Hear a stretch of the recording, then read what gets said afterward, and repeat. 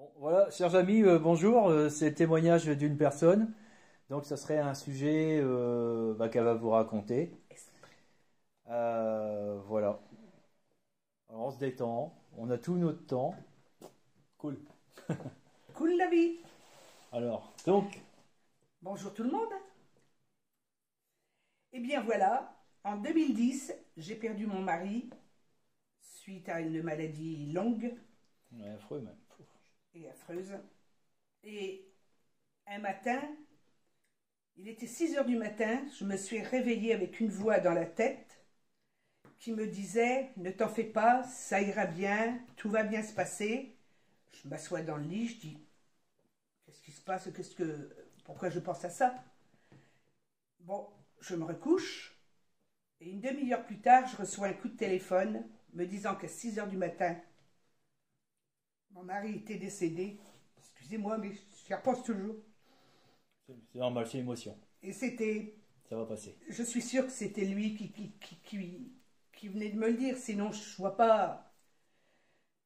Bon, de là, l'enterrement, tout ce qui s'ensuit naturellement, et quelques jours après, je me suis souvenu qu'il m'avait dit que le jour que je mourrai, tu donneras ma chevalière à mon petit-fils. Je cherche après sa chevalière que je ne trouve pas. Je n'arrive pas à trouver cette chevalière. À ce moment-là, ma sœur me téléphone en disant « Vite, vite, vite, mets la radio sur Nostalgie ». Bon, je la mets et de là, elle savait que c'était une chanson à laquelle j'avais connu mon mari, quoi. C'était Fille du vent et du soleil, de Pierre Crocola. Et je sens, j'entends, va voir, démonte la table de nuit, la chevalière est sur le montant au fond. Oh la vache. Je dis, c'est bon, je vais à tout hasard, j'ouvre, je cherche au fond, elle y était. Vas-y. Elle y était. Alors, c'est tout. Quelques jours après, ça s'est passé sur à peu près une année. Quelques jours après, je vais pour faire mon ménage et tout, et les masques, j'ai des masques africains, ils étaient de travers, ainsi que les tableaux dans la salle à manger. Non. Et quand mon mari était vivant, il a eu la chance d'avoir 3 ans de retraite, il m'aidait à faire le ménage et pour m'embêter, il mettait les masques de travers. J'ai trouvé ça bon, c'est tout. Je remets les masques en place. Par la suite, il avait une tchapka, vous savez, un chapeau fourrure. Et je l'avais accroché, je m'en suis jamais débarrassée. Et pendant à peu près 3 jours, je le retrouvais par terre. Et Tchapka, c'est pas russe, ça? C'est un chapeau russe, il était polonais. Oui, voilà. Après, un jour, j'avais ma télévision qui était en panne, et ma sœur me dit, fais venir un tel, tu verras, il sait les réparer. Et un tel, je ne l'avais pas vu depuis que j'avais 14 ans, depuis que j'étais sortie de l'école.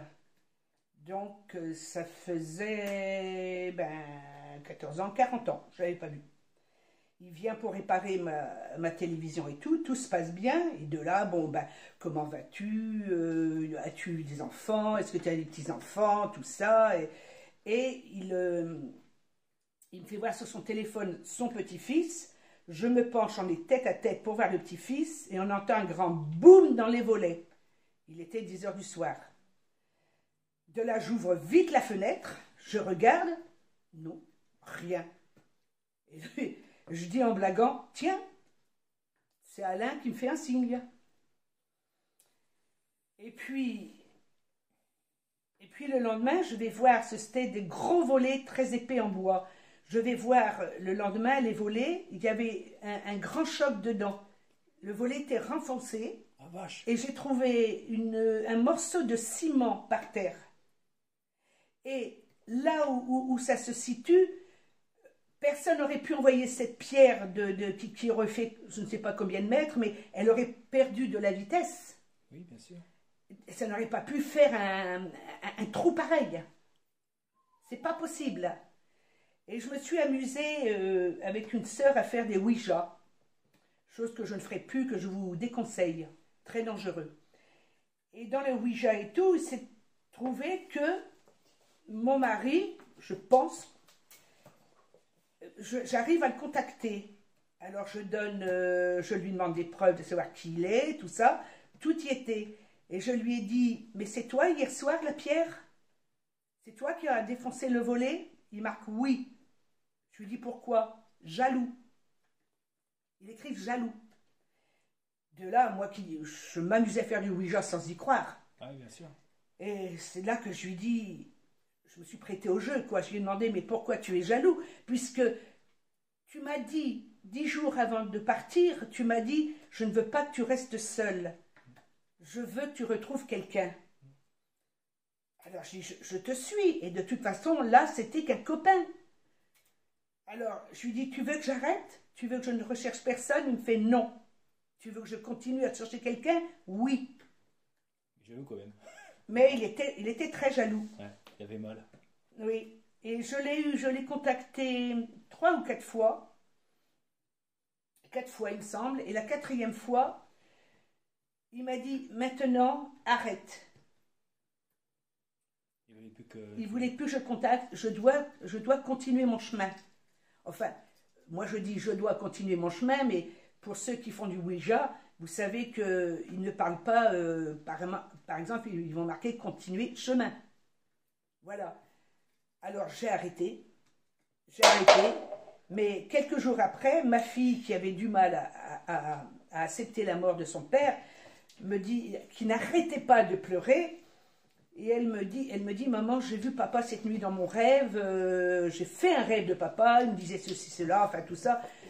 Et moi, au bout de tout ça, je me dis, je commençais à y croire quand même, à tous ces trucs. Bah ouais, oui, je lui dis, mais écoute, il faut que tu acceptes, il est parti, il faut que tu continues, je ne crois pas que ça lui plairait que tu déprimes, tu fasses une dépression. Enfin, j'ai eu une conversation avec elle, et ça a été mieux après pour elle, et elle n'a plus jamais rêvé de son père. Il y a eu aussi une autre fois, la dernière. Non, il y a encore une autre.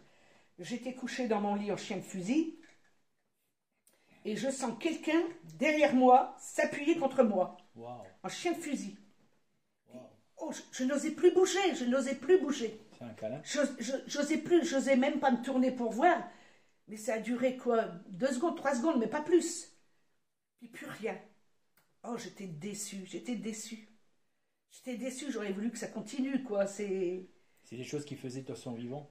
Ah oui. Ah. Oui, bien sûr. Bien sûr. Il faut vous dire que,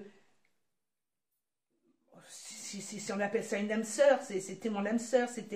On s'était connus, j'avais 15 ans, je me suis mariée à 16 ans. Il a toujours été présent pour moi, il a toujours...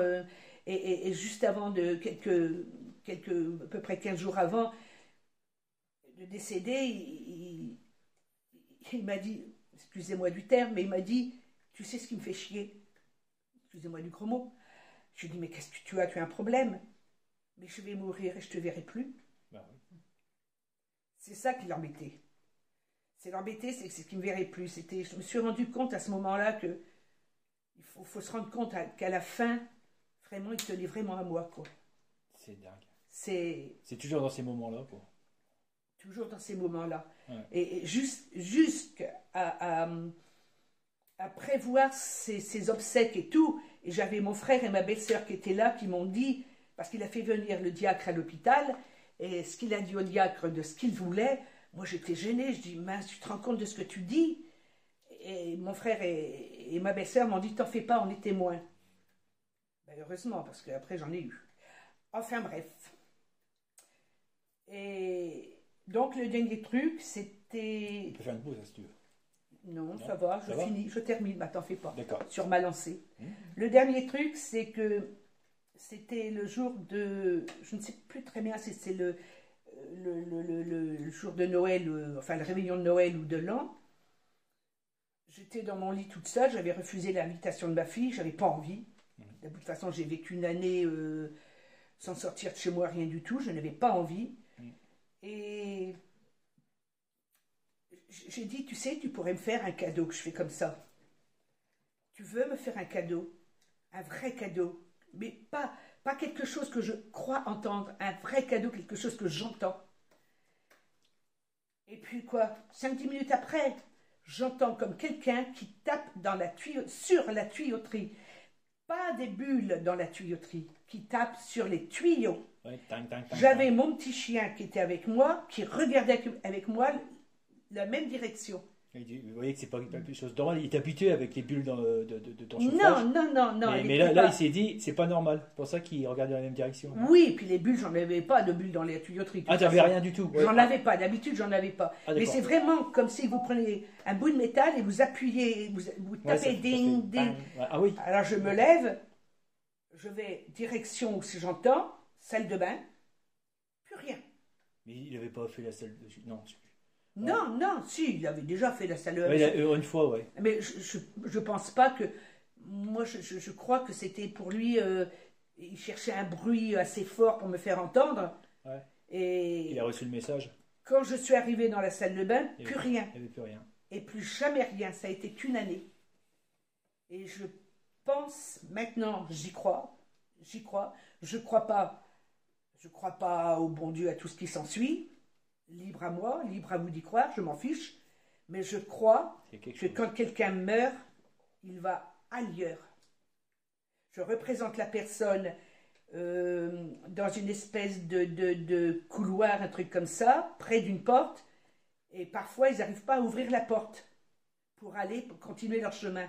Et lui, pendant un an, je pense qu'il n'a pas réussi à... Il avait peur pour moi, il n'a pas réussi Ouais, à c'est franchir cette porte. Par sentiment de peur de toi, Peur de me laisser. il était resté encore avec toi pour voir si tout va bien. Oui, oui. Et arrivé un moment, il a dû se dire, ah, bon, bah, ça roule. Et c'est pareil, moi je suis une trouillarde de la nuit. Le soir, la nuit, j'ai vraiment très peur. On va te pas avoir peur, oui, des trucs comme ça.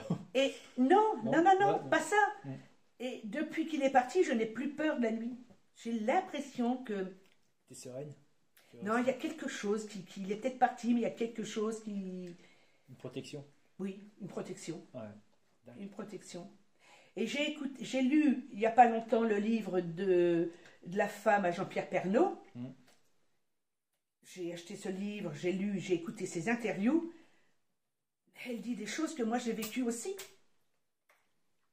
Alors, il n'y a pas.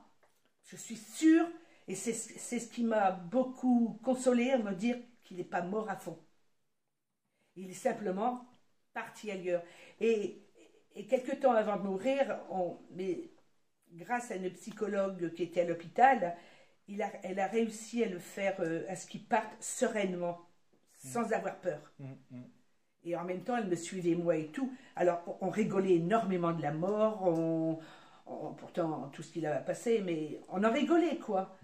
Et un jour, je lui dis, mais si toi tu pars, parce que j'avais toujours l'espérance qu'il survive. Qui s'en sortent. Ouais. Ben oui, parce que la veille qu'il meurt, le médecin me dit, j'ai trouvé un traitement, enfin, demain matin on le commence. Mais il est mort. Hein? Ah, merde. Et je lui disais, mais si tu pars avant moi, tu me promets de m'attendre? Il me dit, t'en fais pas, je serai juste à côté, je t'attendrai. C'est beau. Et ce qui sera là, j'en sais rien, mais moi je sais que... Je sais, j'espère, et voilà. J'ai le sentiment qu'ils ne sont pas morts à fond. Ceux qu'on n'arrive pas à contacter, peut-être que ce sont ceux qui... Ils sont partis loin. Ils sont partis parce qu'ils n'ont rien, ils ont fini. Voilà, ils ont fini leur truc. Ils ont fini, ils partent... que lui, Alain, il n'était pas serein, il avait peur de me laisser. Et du reste, et j'en suis sûre et certaine, il est mort d'un cancer de professionnel. On s'est battu pendant 3 ans et demi avec donc la sécurité sociale pour faire reconnaître cette maladie. Ah bah il était peintre, il faisait des peintures depuis... Il avait de la peinture dans les poumons en plus. Bah, et c'est depuis quel âge qu'il a travaillé? 14. À 14 ans, peinture jusqu'à... Bah oui. Ben oui, oui. Bah oui. Et on a réussi, on s'est battu et tout, et grâce à une assistante sociale qui travaillait à la sécurité sociale, elle s'est battue avec nous. Un jour, elle s'est mise en colère parce qu'au bout de 3 ans, 3 ans et demi, on se rend compte qu'il ne faisait rien parce qu'ils attendaient après un arrêt de travail alors qu'il était à la retraite. Hein? Alors, elle est allée à la commission en me disant, j'ai pas le droit d'y aller, mais je vais y aller et ça va barder. Donc, elle m'envoie une lettre quelques jours avant qu'il tombe dans le coma. Elle me dit, on a gagné, madame, j'allais dire mon nom, on a gagné, vous allez toucher une pension. Une pension d'accident, de maladie professionnelle. Voilà. Et j'aurais pas dû lui dire, parce que il est mort 3-4 jours après. Ah, il a dit, ouais, voilà. Il m'a dit, je suis, quand je lui ai Il dit, s'est accroché pour attendre la nouvelle, quoi. il a dit à la psychologue, Ouais. je suis soulagée, elle aura de quoi vivre après moi. Ah, c'est ça, la vache. Alors, croyez-moi que quand j'ai reçu le chèque, j'ai failli le déchirer. C'est ma fille qui a sauté dessus, elle a pris le chèque, hein, et elle a été le placer. Non, mais c'est normal. Mais bah moi, oui. ça m'a écœuré parce que c'est pas ça qui l'aurait fait vivre, Non. mais il aurait pu au moins pendant ces 3 ans-là, il rêvait d'aller à la montagne, il rêvait ceci, il voulait faire cela, on aurait pu, Avoir les moyens de le faire. voilà, Et ouais. et voilà. Ouais, merci les gars. Et cela fait 12 ans maintenant, ça fera 12 ans en février. La veille de la Saint-Valentin, non, c'est le lendemain de la Saint-Valentin, lui il est mort la veille, j'avais un fleuriste qui sonnait à la porte avec un bouquet de fleurs. Il avait commandé des roses. Avance. Avant, Elle a commandé quand il était vivant. ouais, ouais. Il a commandé des roses pour la Saint-Valentin. Et il est mort la veille. Ouais. Pensez à tout. Hein. Et il a même été faire tous les papiers nécessaires. Moi, j'ai eu rien à faire quand il est décédé. Il a tout fait, les papiers. La vache. Ouais. C'est beau. C'est beau. On se demande pourquoi il est parti si tôt. Voilà. Sur ce, bonsoir. Et encore une autre, mais je fais une pause.